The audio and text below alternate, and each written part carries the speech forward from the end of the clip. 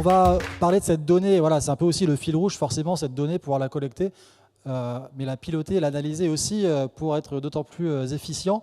Alors, Off, justement, va témoigner, va me rejoindre. C'est la nouvelle entité de Keolis qui va justement permettre d'améliorer, d'anticiper toujours mieux et de comprendre les mobilités de demain. Pour en parler, j'accueille Sylvain Copéré, directeur Patterns de Off, qu'on peut applaudir et qui me rejoint sur scène. Bienvenue. Bonjour, merci pour l'accueil. Du coup, je me présente. Oui, donc Sylvain Copéré, je travaille chez Ove, qui est une filiale du groupe Keolis. Donc, on est dans le monde de la mobilité et notre métier, c'est de mettre à disposition des solutions de services pour la mobilité, au service de la mobilité. On a deux grandes familles de produits. Des produits qui aident les voyageurs à se déplacer en trouvant les itinéraires optimaux, en leur expliquant pour aller d'un point A à un point B, quels peuvent être les modes de transport disponibles, quels sont les itinéraires, encore une fois, les plus rapides. Donc, c'est une première gamme de produits autour de l'information aux voyageurs. Et moi, je vais vous parler d'un autre thématique, c'est de comprendre, grâce à des données de mobilité, les flux au sein d'un territoire et comment on aborde ces sujets-là, notamment au service de la décarbonation. On peut essayer apporter notre pierre à l'édifice.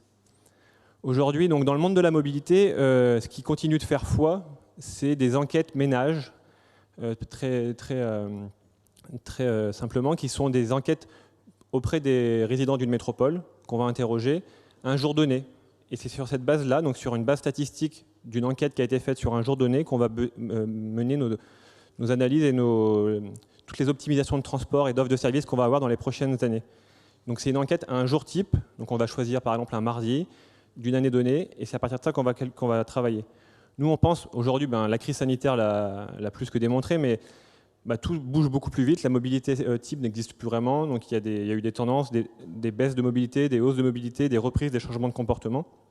Donc on essaie de proposer une solution qui permet d'accéder à de la donnée 24 heures sur 24, 7 jours sur 7, pour avoir vraiment une continuité et comprendre ce qui se passe dans la dynamique. Et sans frontières, dans le sens où on ne s'intéressera pas uniquement aux résidents d'une métropole, mais on va s'intéresser à toutes les personnes qui passent dans cette métropole-là.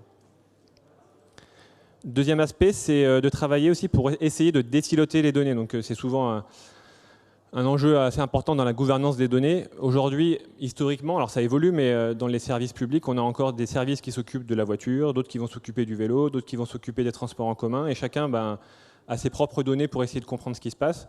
Donc on a les fréquentations dans les bus, on a des données de comptage routier, on a des données de comptage vélo, piéton, etc. Et à la fin, c'est plus que compliqué de consolider ces informations. Les analystes passent un temps fou à essayer de les regrouper parce qu'on se dit est-ce qu'on a le même référentiel, on ne compare pas les mêmes jours, j'ai des données sur le mois de juin, est-ce que je peux les comparer avec les données du mois de mars des piétons, etc. Donc ça devient une usine à gaz. Donc là, on essaye avec une seule solution de mesurer tous ces modes et du coup de simplifier l'analyse pour pouvoir aider à travailler sur le cœur du sujet, c'est de comprendre et de faire des recommandations. Donc ça nous a amené à développer une solution qu'on a appelée Patterns, donc pour détecter les motifs, les structures de flux de déplacement. Je ne vais pas rentrer dans la cuisine, on pourra discuter après, on a un stand aussi derrière si vous souhaitez, donc sur l'algorithmie, mais en quelques mots, on récupère alors de manière avec des flux très sécurisés des géolocalisations de smartphones en masse. Donc on a des centaines de millions de géolocalisations qu'on récupère quotidiennement. Et nous, ces points-là, donc c'est des millions de points, on va les traiter algorithmiquement pour en déduire des indicateurs de mobilité. Donc on a vraiment la compréhension des flux, donc c'est important, du porte à porte, de quand les personnes commencent à se déplacer jusqu'à la fin de leur déplacement.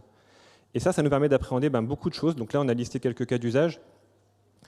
Important, c'est les politiques de mobilité qui sont mises en place, on en évoque pas mal aujourd'hui.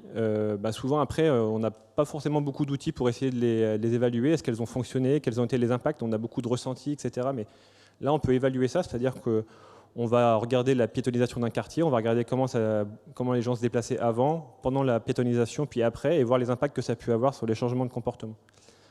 Des changements d'offres. Là, on travaille avec la métropole de Rennes en ce moment, qui va lancer sa deuxième ligne de métro incessamment, courant octobre de mémoire.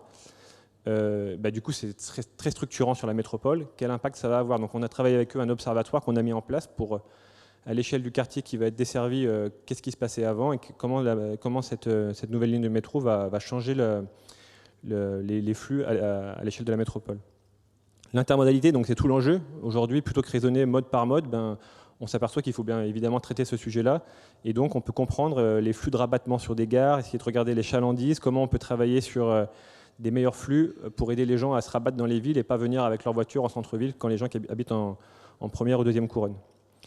La performance et la desserte des transports publics, donc ça c'est un concept finalement assez marketing, où on parle souvent de part de marché. Là on peut faire la même chose, on parle de part modale. Donc on va regarder dans une métropole, on va faire notre analyse, on va voir que sur 100 déplacements, il y en a 15 qui sont faits en transport en commun, donc 15% de part modale. Et après on peut les zoomer quartier par quartier en se disant est-ce que là on a une performance qui est supérieure ou inférieure à la moyenne de la métropole. Et le plus important encore, c'est tout ce qu'on appelle le potentiel captable, donc tous les gens qui se déplaceraient le long d'un corridor où il y a une offre de transport en commun et qui ne prennent pas cette offre-là. Donc il faut essayer de comprendre pourquoi, et donc c'est tout un potentiel captable qu'on peut aller chercher sans s'intéresser uniquement aux usagers actuels. Et enfin, l'empreinte carbone, je l'ai évoqué rapidement, vu qu'on récupère les déplacements en porte-à-porte, donc on a finalement pour chaque déplacement un niveau très granulaire, les déplacements du début à la fin, les modes de transport utilisés et les distances parcourues. Donc on peut en déduire, alors par une approximation de calcul, les empreintes carbone qui sont générées par les émissions carbone qui sont générées par chacun de ces déplacements et les agréger ensuite pour l'analyser. Du coup, nous, on a mis en place un observatoire qu'on a appelé les mobilités à la trace. Donc là, c'est un visuel d'une centaine de métropoles françaises, de villes moyennes, métropoles ou grandes agglomérations. Et nous, on a de la donnée depuis février 2020. Donc 2 ans et demi de données où on suit en continu ce qui se passe sur ces métropoles-là. Et on est capable du coup de calculer des indicateurs déjà qui sont standardisés, c'est-à-dire qu'ils sont calculés de la même manière pour toutes les métropoles. Donc ça permet de faire des comparaisons et des bonnes actions qui peuvent être menées d'un côté peuvent peut-être être répliquées dans une autre métropole. Et encore une fois, ça permet de suivre des changements de comportement. Aujourd'hui, on fait une étude beaucoup sur le mass transit en Ile-de-France. On regarde l'effet du télétravail et on arrive nettement à mesurer que autant précédemment, on pouvait se dire, je fais très simple, c'est caricatural, mais on avait des jours à peu près qui se ressemblaient avec des heures de pointe. On les connaît, les heures de pointe du matin et du soir. Et là, maintenant, on voit poindre des jours de pointe avec des jours qui n'ont plus le même poids. On a des lundis et des vendredis qui sont plus faibles. Et donc ça chamboule aussi les plans des opérateurs de transport.